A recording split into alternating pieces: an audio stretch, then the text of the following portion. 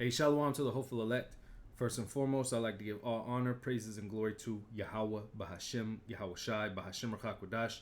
Double honors to the apostles, bishops, and elders at Great Millstone who teach the truth and rule well. This is the brother Yatab Yahweh Allah coming back from the GMS SF Bay Area camp. And I got a quick lesson today, all right? Lord's will is edifying. Going into the topic of no sex on the Sabbath, all right? And why we say that. And you know, again, we get this out of the scriptures, all right? This is what the scriptures say, and I'm going to read it. This is Exodus 20:8. And it says, remember the Sabbath day to keep it holy. And this is a commandment, all right? We show our faith by our works.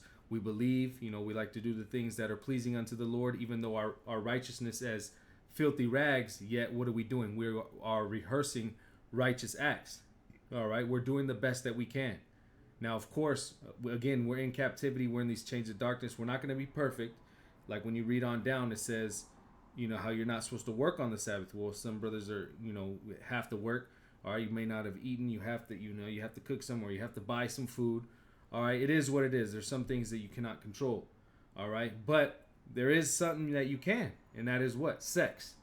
All right, now we're going to get into it. It says, remember the Sabbath day to keep it holy. Now, when you go into this word holy, all right, chodash, okay, it says to consecrate, sanctify, prepare, dedicate, be hallowed, be holy, be sanctified, be separate, all right? Now we are to separate the Sabbath day, all right? It's not like every other day, okay? There's a reason why it's a commandment to do no work, to do no cooking, and again, to keep it holy, which part of that is what? To not have sex, all right? It says to set apart, consecrated, hallowed, keep sacred, dedicate, to keep oneself apart or separate, all right, to cause himself to be hallowed, to be observed as holy, to consecrate oneself. And when you come here to the Strong's definition, it says kodash, a primitive root, to be causatively make, pronounce, or observe as clean, ceremonial or morally, okay, holy, dedicate, prepare, proclaim, purify, sanctified, okay. So again, this is, basically, all right, they go together, okay, holy and clean, all right. When you are holy, you separate yourself, you consecrate yourself, all right, and it is set apart from the dirty, all right, or the unclean. So this is a commandment. Now, what does the act of sex do? Real quick, let me get this in Leviticus 10:10, because again, being an Israelite, all right, we're supposed to understand, all right, or like the scriptures say, with all that getting, get understanding, and know the difference between clean and unclean. And it says, and that ye may put difference between holy and unholy, and between unclean and clean. And again, these they basically go together, all right. So holy, kodash, which we got that. Unholy, which is chal, H2455. It says properly exposed, hence profane, common, profane, unholy. All right, unholy. Now going to clean or unclean, which is tama or tama'ah. It says unclean, impure, ethically, religiously, ritually, or places. Okay, so again, there's a difference between unclean and clean, and holy and holy. All right, and when you go into the word clean, salat. H2889, tahar, all right, pure, clean, ceremonially of animals, pure physically, pure and clean morally and ethically, all right, and we read that word for chodash, which clean is a part of that definition, all right. So now when we go to Leviticus 15 and 16, and again, this is why we say no sex on the Sabbath. Now, does the scripture say specifically, explicitly, all right, thou shalt not have sex on the Sabbath? Well, no, but if the Spirit is dealing with you and you know how to read between the lines and you could put two and two together, it's clear.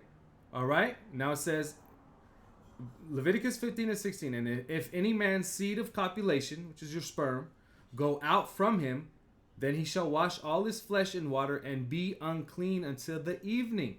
Now what happens when you have sex? All right, that seed of copulation comes out, which makes you unclean. Anything it touches, right here it says, verse 17, Every garment, every skin whereas on the seed of copulation shall be washed with water and be unclean until the evening. So even the garments, anything that sperm touches, all right, is unclean. It says, the woman also with whom man shall lie with seed of copulation, they shall both bathe themselves in water and be unclean until the evening. All right, and unclean, when we read it, well, you're unclean ceremonially. All right, so then therefore what, you're unholy. All right.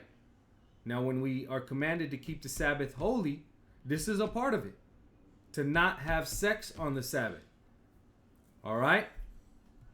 Now I'm gonna read this. This is Exodus 19, and where do I want to start?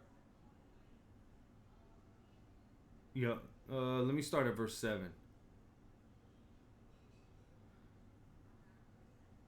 It says, and Moses came and called, Exodus 19:7, and Moses came and called for the elders of the people and laid before their faces all these words which the Lord commanded him.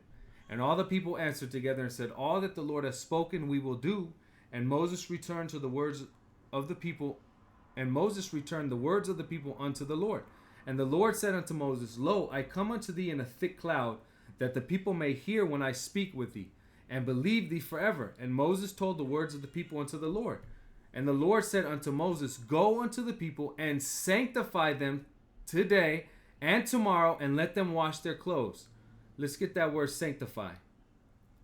Kodash, same word, holy. All right, consecrated, to treat as sacred. Sacred, you know, when you come out here, what does it say?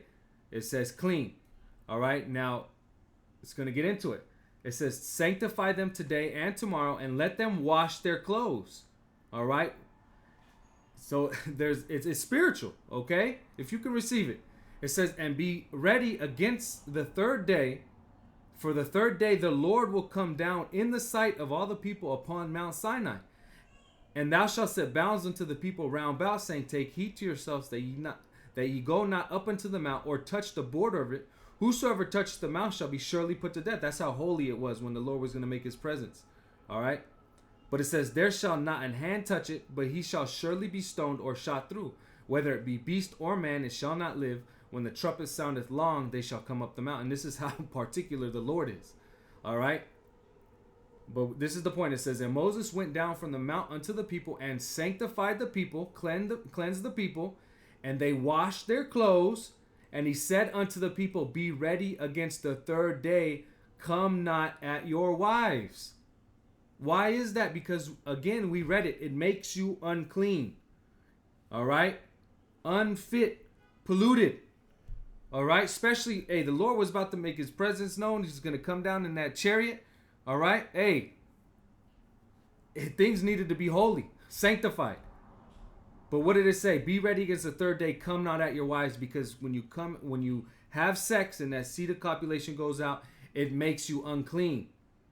All right.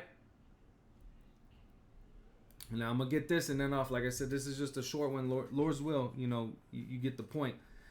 It says, keeping the Sabbath. All right. Isaiah 58:13. It says, if thou turn away thy foot from the Sabbath, from doing thy pleasure on my holy day, and call the Sabbath a delight, the holy of the Lord honorable, and shall honor him, not doing thy own ways, nor finding thy own pleasure, nor speaking thy own words, then shalt thou delight thyself in the Lord, and I will cause thee to ride upon the high places of the earth, and feed thee with the heritage of Jacob thy father, for the mouth of the Lord has spoken it.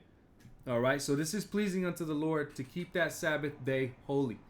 All right, you know, if we refrain from doing our pleasure, all right, hey, we make that day, we sanctify that day. You know, you get into the studying. You know, that's why apostles say it's a Sabbath. You know, you can do a lesson, you might do 2 lessons. All right, you're setting that day apart, that one day out of the week specifically, all right, to keep it holy. All right, now again, of course, we're not perfect. You know, we might have to work, you might have to buy some food, but there is one thing that you can control, and that's not to have sex. All right, so again, you know, Lord's will, this is edifying, just to show that this is, you know, and this is why the scriptures say going into not having sex on the Sabbath. All right, keeping the Sabbath holy. All right. Once again, I want to give all honor, praises, and glory to Yahweh, Bahashem, Yahweh Shai, Bahashem Rakhakwadash. Double honors to the apostles, bishops, and elders at Great Millstone. Shalom to the elect and Abba Baba.